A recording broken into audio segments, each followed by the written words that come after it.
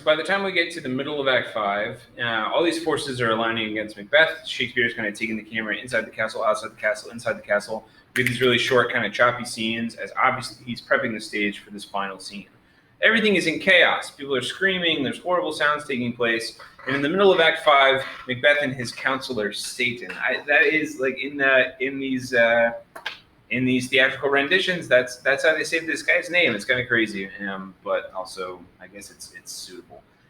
There's a horrible noise, right, that happens in the castle, and Macbeth says, leading into his last soliloquy,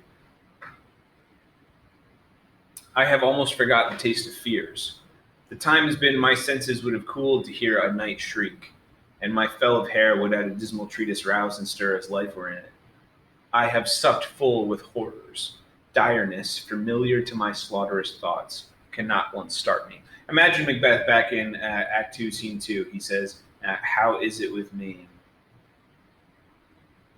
when every noise appalls me?"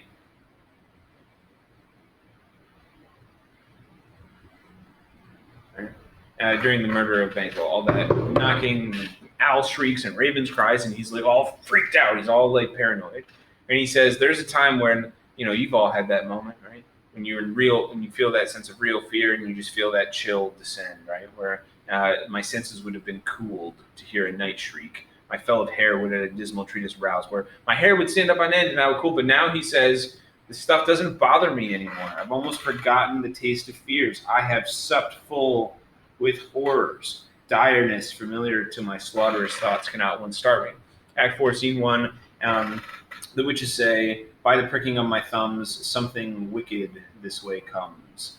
And that's Macbeth now. He notices it in himself. He has a moment of self-awareness where he's like, this stuff would have really horrified me before, but now doesn't even get me out of bed. Doesn't even shake me, right? It's like I don't even register this because I have so eaten my fill of these horrible things. I've so filled and numbed and calloused myself through these awful things that I've done that this isn't going to start me, right? It's familiar to me. It's this. I feel more comfortable in this kind of space than I do in the other one. So where's this cry? Satan says, "The queen, my lord, is dead." So what we're hearing, of course, is Lady Macbeth's final death shriek. Now, what happens with Lady Macbeth in here? I think most people would view this as a suicide.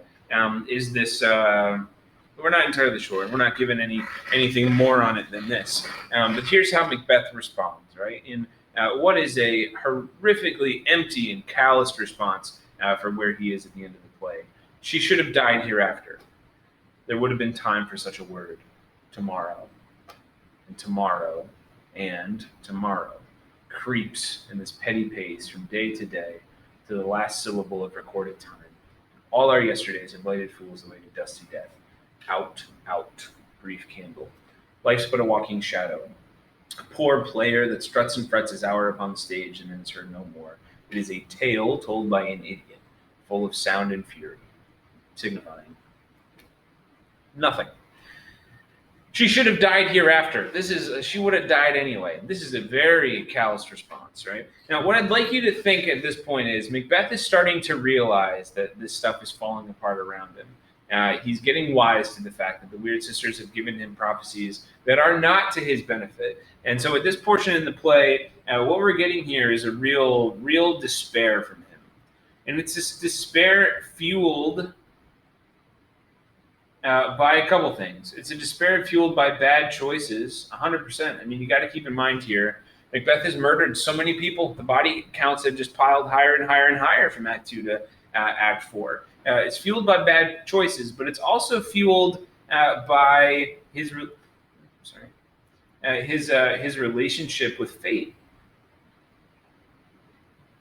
He did what he thought he was supposed to do. He did what he thought was his destiny. This is what Lady Macbeth said: to achieve what he would consider the ornament of life, which fate and metaphysical aid hath crowned thee with all. They told you you're going to be king. Didn't they know when they told you were going to be king that this was the path you were going to go down? Isn't this what you're supposed to do? Isn't this how it's supposed to be? And now everything's crumbling around him. There's war at his doorstep. This is not what he thought this would be, I'm sure, right? We don't get any sense of what his imagination inspired him to believe him being king would be like, but I think we all know He didn't think it would be. He didn't imagine like, hey, I'll be king, and then I'll have to deal with all these people fighting me all the time, and I'll have to murder all these people to maintain being the king. Like, well, probably good soldier, loyal soldier Macbeth. That was not his third grade fantasy of being the king. Now, though, he says what we could say is just this ultimate expression of despair. Think about how he uses time here, right? Tomorrow, tomorrow, tomorrow. Add this petty pace, day to day. Last syllable of recorded time. All our yesterdays have lighted fools the way to dusty death. He says, now mixing the future, right, tomorrow, with the past. He says, here's what's happening now in just this endless line of monotony. These days that just creep in a petty pace, a boring, trivial, nothing pace. They don't go fast, they don't go slow. They just creep along day after day after day until everything ends, right? This last syllable of recorded time is the end. And here you just get this monotonous drag, right? Something that you're all familiar with because you're in high school and you know what it's like to feel like all the days are the same and they all blend together. And it's just like, when's the next thing that I'm looking forward to? It's like a month until Thanksgiving. It's just like this creepy, petty pace of just crawling along through in this malevolent way, right? The fact that it creeps suggests a kind of like malevolence that it's not intending its best for us. And all our yesterdays, what's the past, right? The past is just us lighting fools on the way to death.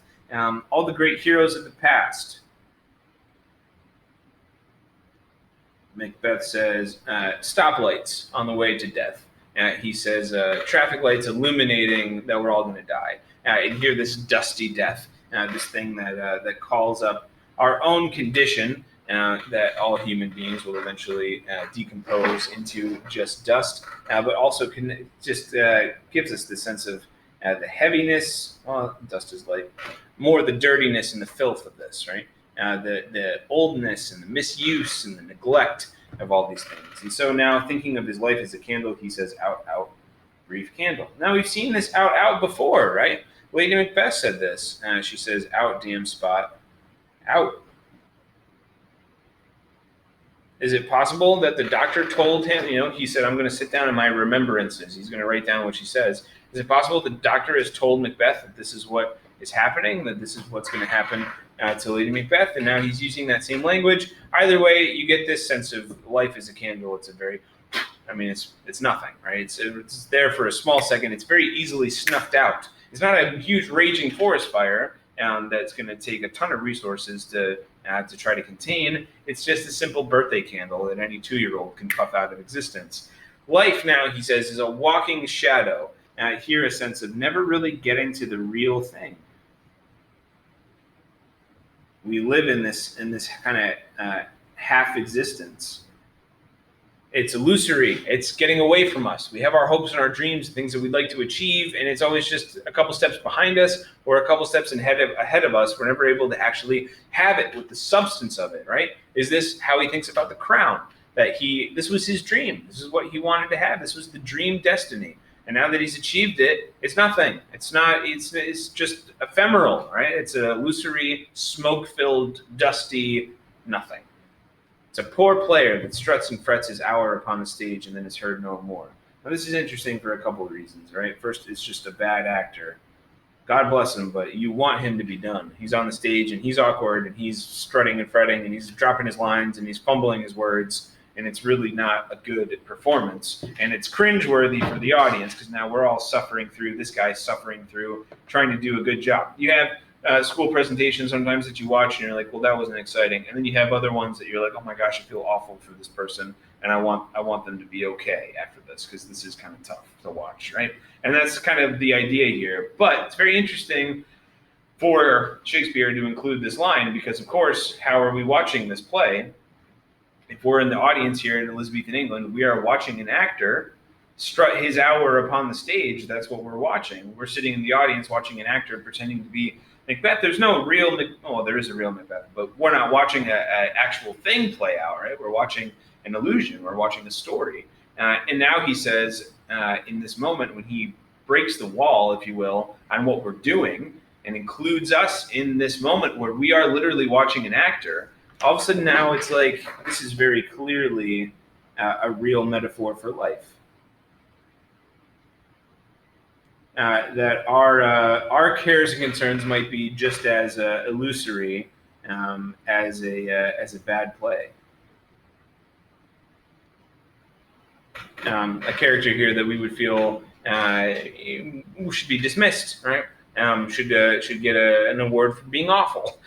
Should not have any kind of like substance or remembrance of it. It's a tale told by an idiot. This is not a word that we would use, but the word here that Shakespeare is using is again a medieval term for somebody who is nonverbal, for somebody who has a disability that precludes them from speech or from communication. A tale full of sound and fury, signifying nothing. Now, this sound and fury is just listening now to what starts his speech, right? That cry. He says, "This is what life is. It's agony." But what does it mean? It means nothing. Right?